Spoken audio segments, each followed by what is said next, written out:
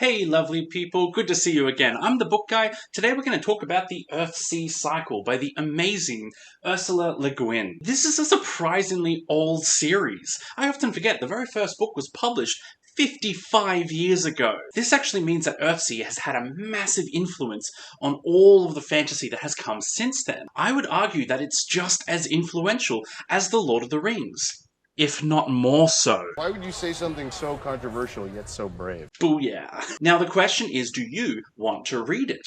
Has it aged well? Is it still relevant? Is it just good for kids, or is it more just for adults who want to reminisce? Let's explore that. Let's look into what Earthsea is all about, and we'll see if I can convince you that it's worth your time to read this series.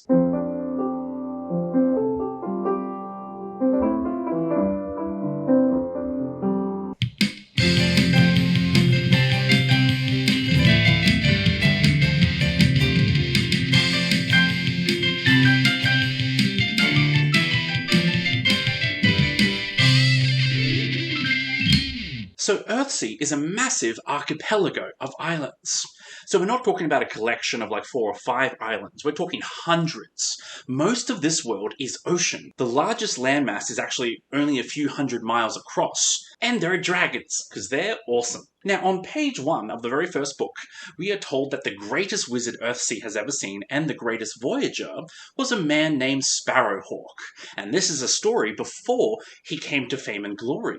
And then we meet young Ged. So Ged is a lowly shepherd boy, and one day he discovers words of magic.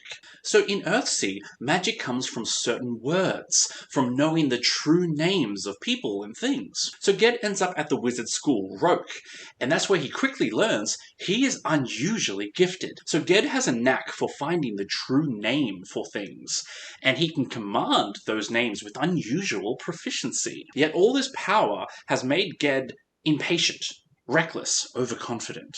He gains too much power too quickly before he's learnt wisdom to use that power. He's bound to make a terrible mistake. The only question will be, who will pay the cost? So the first book, A Wizard of Earthsea, is a coming-of-age story. Now, it's a story trope that we have seen many times in fantasy since then, but this is arguably where it was done first. So at the time of writing, in 1968, all of the wizards in fantasy were like Gandalf, a type of Merlin character. So very wise, very powerful, and they had already grown into who they were meant to be. So Ursula wanted to subvert that trope. She figured that all wizards had to start somewhere, so her first book is about a boy who's going to be a wizard who has just discovered his powers. Which is kind of ironic. She wanted to subvert a trope and ended up creating a bigger trope. This has been mimicked 1,000 times since then. So the coming-of-age story of someone discovering that they have magic and learning what to do with it, it's a hallmark of fantasy. It's everywhere. And that's okay. I mean, mimicry is the highest form of flattery. So many authors have mimicked this story because it's a good story. But here's the thing. I think Ursula really nailed the coming-of-age story, but a lot of writers who have attempted to do so since then have not been able to do it. And I think it's because they don't quite understand why it worked for her. Okay, I'll do a tangent. So how to do a coming-of-age story? Well, I found a couple of definitions online and I didn't like any of them. So today we're going to use my definitions. So there are 4 steps you need in a coming-of-age story. So there is the conflict, the struggle, the realization, and the resolution. The conflict comes from a young person who is forced to deal with an adult problem. So hardship, loss, suffering, anything like that. And the problem is they're not ready to deal with it. So the struggle is when they struggle. It's when they're trying to make progress, they can't make progress, they're making a bunch of mistakes. Now the realization is where they have that turning point where they start to understand what they need to do. Just note that they're still making mistakes around this point. They've begun their journey of growing up. And finally, the resolution at the bottom is where they have achieved a moment of self-realization or acceptance. So they know who they are and they know how to live with their situation. Now, Ged's story in Earthsea has all 4 of these points done to perfection. The problem is, when other authors try to copy this formula, they mostly skip over step 2, the struggle. They don't like to show kids struggling. They'd like to show kids succeeding because that gives us all warm and fuzzy feelings. So coming-of-age stories only work if the main character is allowed to struggle. They have to earn that satisfying resolution at the end. But more than that, it's important for kids and adults to know that it's okay to make mistakes. You can't tell people don't ever make mistakes. It's more important to teach us how to say sorry, how to keep trying, how to ask for help.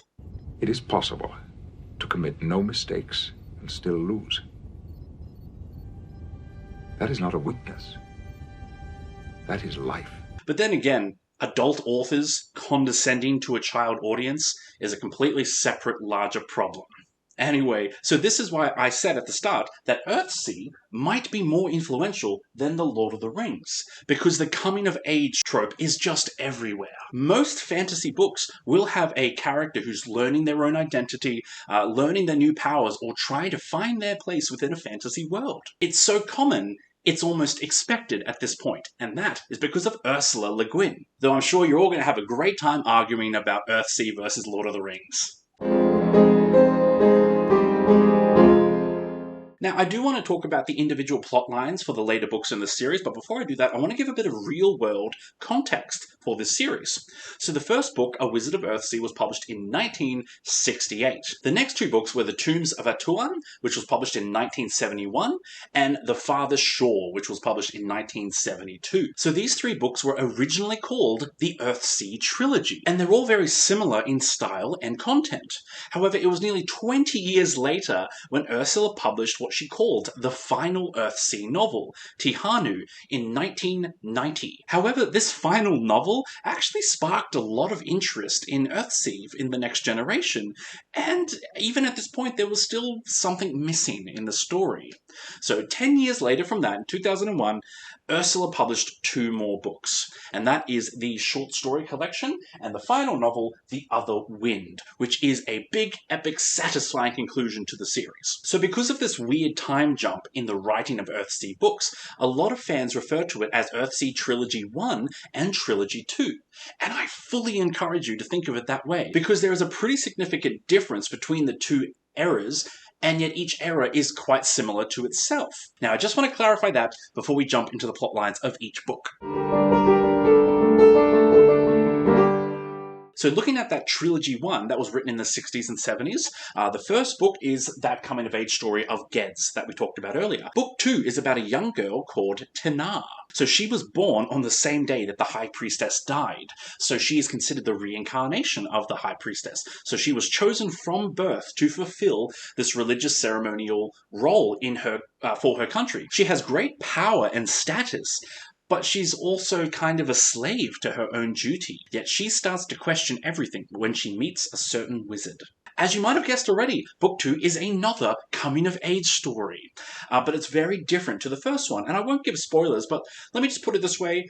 In the first book, Ged was too confident, had to learn humility. Tena is too humble and had to learn a bit of confidence. Now, Book 3 is probably my favourite book in the whole series. There is a dark magic spreading across Earthsea and removing the power of names, which means people are forgetting things. Dragons are losing their sentience and becoming mindless beasts. So the wizard Ged teams up with young Prince Aaron to figure out what's going on. And it's another coming-of-age story. So this time it's about Prince Aaron. So he has a lot of the same arrogance that Ged once had. But where Ged had great magic, Aaron has great power and wealth and influence. So while the two are trying to solve this great mystery, Ged is desperately trying to teach wisdom to this young, hot-headed prince. So skipping 20 years onwards to Book 4, Tihanu it's the weirdest novel of the whole series, and it's pretty hard to summarize. It's about the character Tena from Book 2, who finds this young girl with burn marks on her face. Tena adopts this girl and fights to protect her when this girl's family come looking for her because there are clear signs of danger and abuse. So this story moves away from all the big, epic fantasy tropes we've seen so far. It's much smaller in scale. It focuses on the day-to-day life of an individual. Much of this book is about Tena and Ged trying to have normal lives. There's a huge focus on gender issues and dealing with sexism within this world. But it's also about these characters in their middle-age years trying to relearn their identity at this point in life. It's a slower and sometimes darker book. So book 5 is the short story collection Tales from Earthsea, and it's a great addition to the series because it really expands the world itself and offers a lot of new insight. It's not limited to the characters in the world and actually goes well beyond that, often into the past, to really explore how this world came to be. It also continues the new trend we see in Trilogy 2 of exploring a lot more gender issues. So one standout story from the collection is about the forming of that magic school, Roke. In this story, it shows that a lot of women were originally involved in the creation, but over time, all the men pushed them out until it was a men-only school for wizards. There's a saying in Earthsea, weak as women's magic, because women are not allowed to be taught magic, so they are considered witches and are less magical than the wizards. Even though there's no real difference in their magic, it's just that the men have access to formal education. So many of the stories in this are about inequality in Earthsea. Now, Book 6 is a final epic showdown. It's about all of the characters coming together to face a great war. Or to prevent it, actually. So the dragons are encroaching further into human lands than ever before. The warlike nation Karg is trying to foster a peace with Prince Aaron by making him marry someone against his will. And a widower named Alda is seeing visions of his late wife, who is claiming that the dead are breaking back into the world of the living. All of the heroes and new ones are coming together in a final conclusion to achieve peace. This is an incredible book, and it's a very satisfying ending to the series. One thing to note, Ged is hardly in the book at all, even though he's the main protagonist of the series. It's more about people who he has influenced, now taking on his mantle and continuing his work. So the three main characters in Earthsea are Ged, Tanar, and Aaron, and each of them are the focus of one of the books of Trilogy 1 in them learning to grow up and mature. The real joy is seeing these characters go through the process of change. So having a character change right before the reader's eyes is a very difficult challenge to write, because each change has to be earned, it has to feel natural and be believable, but Ursula absolutely nails the character change arc in all of the books. It's also really satisfying to see all of these three characters again in Trilogy 2, and we really see the payoff for all that work and change they went through earlier. It's a very satisfying progression for where they are at in the later stage of life. Now, to be clear, there is no problem with children's books, but there is a problem with how people perceive children's books. When the first Earthsea trilogy was released, it was marketed as children's literature. And that actually meant that there was a huge trend of adults refusing to read it. And Ursula commented on this phenomenon and called it adult chauvinistic piggery. I mean, yas queen. But this is a problem that I feel has still continued to this day. Books for children are seen as lesser in quality and in value. Even in booktube circles, I feel as though there are a lot of readers who just avoid kids' books, and I won't speculate on why that is. I think we should always be skeptical when someone tries to write off an entire subgenre of books. So if we mock a group of books, we participate in the shaming and devaluing of literature on a whole, and the shaming and devaluing of the people those books were written for. So remember to always let people read what they like. And I encourage you all to consider reading books outside of your usual sphere, particularly kids' books, because they are a lot of fun and they can be surprisingly profound. Readability is a thing I don't get to talk enough about on this channel, but I find it fascinating. It's a way to actually measure how easy it is to read something or how much work you have to put into consuming those words. For example, the average novel has a reading level of grade 7, but the average adult in America has a reading level of grade 9. So Earthsea's readability is spot on average at grade 7, but that's also unusually high for kids' books. I found it surprising when I started reading Earthsea that a lot of the language seemed a bit more advanced than I was expecting, and I had to concentrate a little bit more to read it, particularly Trilogy 1, the earlier works. Now, this was actually common at the time of writing. That mustache was era appropriate. So fantasy in the 60s and 70s, in particular, was still struggling to be recognized as good writing by critics and audiences. So a lot of authors at the time were writing language that was particularly advanced in order to give their work more legitimacy. So we see a lot of that in Trilogy 1, and I will say by the time Trilogy 2 comes around, the language has gotten a little bit simpler and a little bit more conversational and more kids-appropriate. The language still is not insanely complicated, it's just a little bit more complex than I think it needs to be. A little bit strange choice for a kid's books. I think it's still fine for kids, it's particularly fine for teenagers. I just think it might pose a bit of a challenge for extra young readers. Now, there have been 2 major film adaptations of Earthsea. So the first one was a 2-part mini-series in 2004 that was filmed for the Sci-Fi Channel. That series has been disowned by the author, quite aggressively too. The mini-series didn't just change the story, it changed the themes of the story. See, one of the big themes in Earthsea is balance between humanity and nature, between humans and dragons. There's a cosmic balance to the use of magic. The law of equivalent exchange, if you will. The law of equivalent exchange, the basis of all alchemy. There are lots of other big themes in the series too, like coming of age, pride and power versus wisdom and patience is a big one.